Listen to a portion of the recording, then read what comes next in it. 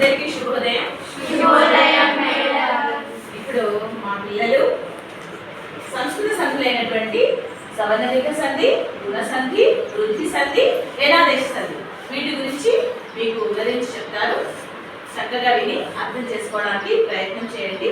వాళ్ళకి ఎంతవరకు అర్థమైంది, వాళ్ళకి ఎంతవరకు గుర్తుంది అనేటటువంటి అంశాలని మీకు అందరికీ తెలియజేస్తారు. సరేనా? ముందుగా అందరికీ శుభోదయం. మనం ఇప్పుడు సాంస్కృతిక సంధుల గురించి చెప్పుకుందాం.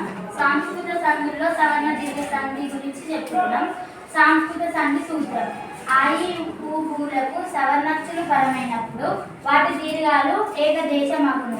అంటే సవర్ణచ్చులు అంటే ఏ అచ్చుకు అదే అచ్చు పరమైనప్పుడు వాటి దీర్ఘాలు మనకు ఏర్పడతాయి. ఉదాహరణ చూద్దాం. ఉదాహరణకు విద్యార్థుల్ని విడదీస్తే విద్య అనే పూర్వపదంలో చివరి అచ్చు విద్య ఆ వస్తుంది. పలకడంలో పరపదంలో మొదటి అక్షరం ఆ వస్తుంది. దీన్ని కలిపితే విద్యార్థులు దీర్ఘం వస్తుంది. కాబట్టి ఇది సవర్ణ దీర్ఘ సంధి అని చెప్పవచ్చు.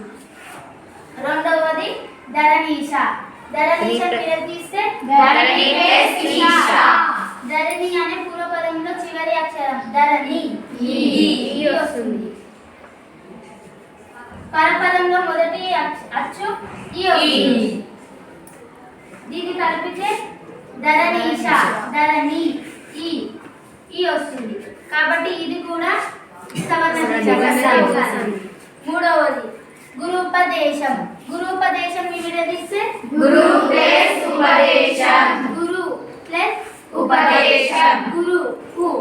పూర్వపదంలో చివరి అచ్చు ఏదొస్తుంది?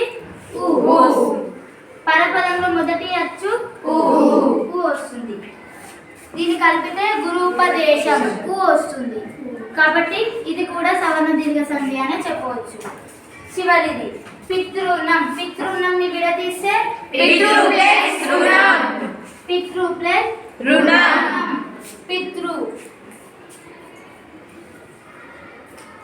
రుణం. దీన్ని కలిపితే పితృణం. కాబట్టి ఇది కూడా సవర్ణ దీర్ఘ సంధి అని చెప్పవచ్చు. అందరికి అర్థమైందా? అర్థమైంది.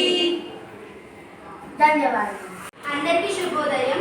ఈరోజు మనము తెలుగులో సంస్కృత సంధుల గురించి తెలుసుకుంటున్నాం. అందులో నేను మీకు చెప్పబోయేది గుణసంధి. గుణసంధి సూత్రం: అకారమునకు ఈ ఊరులు పరమైనప్పుడు క్రమంగా ఏఓఅర్లు ఏకదేశమగును. గుణాలు అని వేటినంటారు? మనము గుణాలను ఏఓఆర్ అని అంటాము. ఇక్కడ ఆకి ఈ పరమైనప్పుడు ఏ అని చెప్పేసి మనకు అచ్చు వస్తుంది. ఆకి ఊ పరమైనప్పుడు ఓ అనే అచ్చు వస్తుంది. ఆకి రూ పరమైనప్పుడు రు అనే అర్ అనే పదం వస్తుంది. దీనికి ఉదాహరణలు దేవేంద్రుడు. మనము దీన్ని విడదీసినప్పుడు దేవ ప్లస్ ఇంద్రుడు అని చెప్పేసి వస్తుంది. మనకు దేవాలో పూర్వపదంలో గా ఉంది. గాని మనం పలికినప్పుడు ఆ అనే శబ్దం వస్తుంది. దేవా మనకు పరపదంలో ఈ అని చెప్పేసి ఉంది. ఈ ఆ ప్లస్ ఈ ఏ, అప్పుడు మనము దేవేంద్రుడు అని చెప్పి కలిపి పలుకుతాం. తర్వాత పరోపకారము. దీన్ని మనం విడదీసినప్పుడు పర ప్లస్ ఉపకారము అని వస్తుంది. మనకు పూర్వపదంలో రా అనే అక్షరం ఉంది. దాన్ని పలికినప్పుడు ఆ అనే శబ్దం వినిపిస్తుంది. మనకు పరపదంలో ఊ అనే శబ్దం ఉంది. ఆ ప్లస్ ఊని పలికినప్పుడు ఓ అని చెప్పి శబ్దం వస్తుంది. అప్పుడు పరోపకారము అని మనము పిలుస్తాము. తర్వాత దేవర్షి. దేవ ప్లస్ ఋషి. దేవ మనము వాణి పలికినప్పుడు ఆ అనే శబ్దం వస్తుంది. పరపదంలో రు ఆ ప్లస్ రు అర్ అనే శబ్దం వస్తుంది. అప్పుడు మనము దేవర్షి అని పిలుస్తాం. మనకు ఎక్కడైనా ఏ పదాలు చదివినా కానీ ఏ ఓ అర్ ఎక్కడ కనిపించినా కూడా దాన్ని మనము గుణసంధి అని గుర్తుపెట్టుకోవాలి. ధన్యవాదాలు. అందరికీ శుభోదయం. ఇప్పుడు నేను సంస్కృత సంధుల్లో వృద్ధి సంధి గురించి చెప్పబోతున్నాను. వృద్ధి సంధి సూత్రం: అకారమునకు ఏ ఐలు పరమైనప్పుడు ఐకారం, ఓలు పరమైనప్పుడు ఔకారం ఏకాదేశం అగును. ఇక్కడ అకారానికి ఏ లేదా ఐ పరమైనప్పుడు ఐకారం ఏకాదేశంగా వస్తుంది. అకారానికి ఓ లేదా ఔ పరమైనప్పుడు ఔకారం ఏకాదేశంగా వస్తుంది. మనం ఇప్పుడు ఉదాహరణ చూద్దాం. లోకైక. ఏదైనా ఒక పదాన్ని మనం విడదీసినప్పుడు వచ్చే మొదటి పదాన్ని మనం పూర్వపదం అని అంటాము. విడదీసిన తర్వాత వచ్చే రెండవ పదాన్ని పరపదం లేదా ఉత్తర పదం అని అంటాము. ఇక్కడ లోకైక అనే పదాన్ని విడదీసినప్పుడు మనకి లోక ప్లస్ ఏక అనేది వస్తుంది. దీంట్లో లోక అనేది పూర్వపదం, ఏక అనేది పరపదం. కావున పూర్వపదంలోని చివరి అచ్చు కాని పలికినప్పుడు మనకి ఆ అనే స్వరం వస్తుంది. ఇక్కడ పరపదంలోని మొదటి అచ్చు ఏ. అకారానికి ఏ పరమైనప్పుడు ఐకారం అనేది ఏకాదేశంగా వస్తుంది. కావున మనం లోక ఏక అని అనకుండా లోకైక అని అంటున్నాం. ఇక్కడ ఐకారం అనేది ఏకాదేశంగా వస్తుంది. రెండవది దేశైక్యత. దీన్ని విడదీసినప్పుడు దేశ ప్లస్ ఐక్యత అని వస్తుంది. దీంట్లో దేశ అనేది పూర్వపదం, ఐక్యత అనేది పరపదం. దేశ అని అన్నప్పుడు పూర్వపదంలోని చివరి అచ్చు షాని పలికినప్పుడు మనకి వచ్చే స్వరం ఆ. ఇక్కడ ఐ. పరపదంలోని మొదటి అచ్చు ఐ. అకారానికి ఐ పరమైనప్పుడు ఐకారమే వస్తుంది. కావున దేశ ఐక్యత అని అనకుండా మనం దేశ ఐక్యత అని అంటున్నాం. ఇక్కడ షై దగ్గర మనకి ఐకారం అనేది ఏకాదేశంగా వస్తుంది. మూడవది మహోగం. మహోగంని విడదీస్తే మనకి మహా ప్లస్ ఓగం అని వస్తుంది. దీంట్లో మహా అనేది పూర్వపదం, ఓగం అనేది పరపదం. మహాన్లో పూర్వపదంలోని చివరి అచ్చుని పలికినప్పుడు మనకి ఇది హా అని పలికినప్పుడు మనకి ఆ అనే స్వరం వస్తుంది. ఇక్కడ పరపదంలోని మొదటి అచ్చు ఓ. అకారానికి ఓ పరమైనప్పుడు ఔకారం అనేది ఏకాదేశంగా వస్తుంది. కావున దీనిని మనం మహా ఓగం అని అనకుండా మహౌగం అని పలుకుతున్నాం.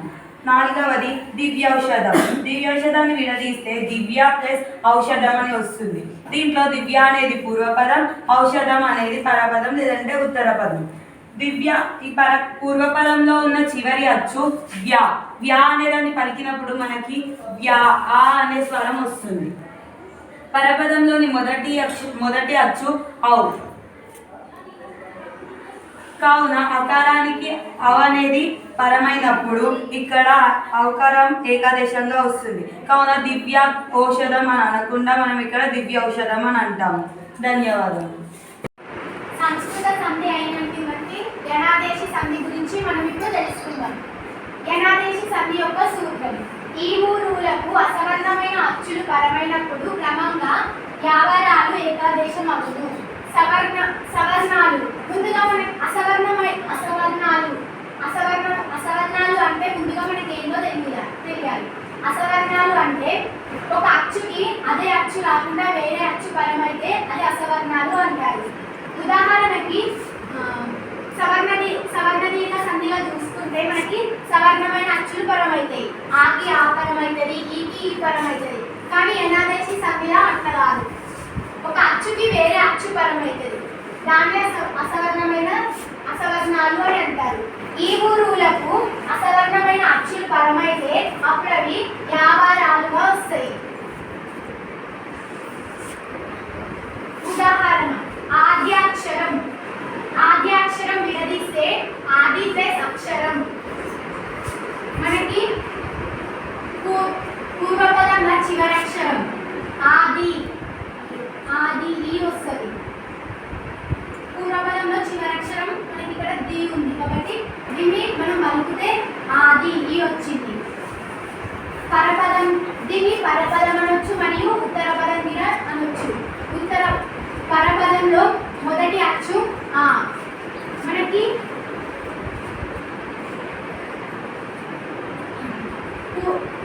పూర్వపదంలో చివరి అచ్చుకి ఈ వచ్చింది, పరపదంలో మొదటి అచ్చుకి ఆ వచ్చింది.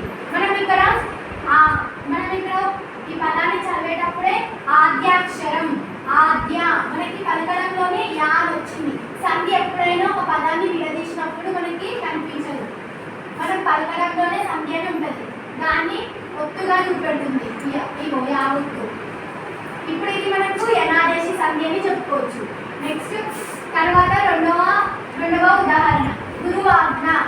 గురువాజ్ఞ విడదీస్తే గురువు ప్లస్ ఆజ్ఞ. పూర్వపదంలో చివరి అక్షరం ఏముంది? గురువు వచ్చింది మనకి. పరపదంలో మొదటి అచ్చు ఆ. గురువాజ్ఞ మనకు ఈ పదాన్ని పలకడంలోనే వా అనే శబ్దం వస్తుంది.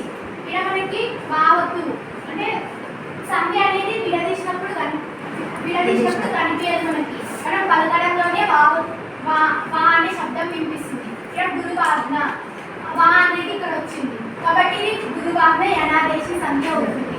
నెక్స్ట్ పిత్రార్జితం. పిత్రార్జితం విడదీస్తే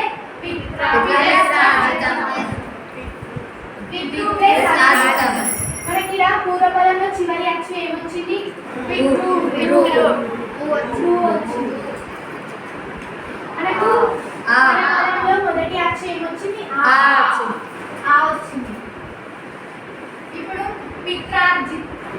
పిత్రార్జితం మనము ఈ పదాన్ని పలకడంలోనే రు అనే అక్షరం వస్తుంది. కానీ రు అనే అక్షరం వస్తుంది. ఈ పదాన్ని విడదీసినప్పుడు మనకి ఇలా సంధ్య అనేది కనిపించదు. మనకి ఈ పదంలో పలకడంలోనే రు అనే అక్షరం కనిపిస్తుంది. అది రా అనే అక్షరం కనిపిస్తుంది. ఇది యనాదేశి సంధ్య అవుతుంది. అందరికీ ధన్యవాదాలు.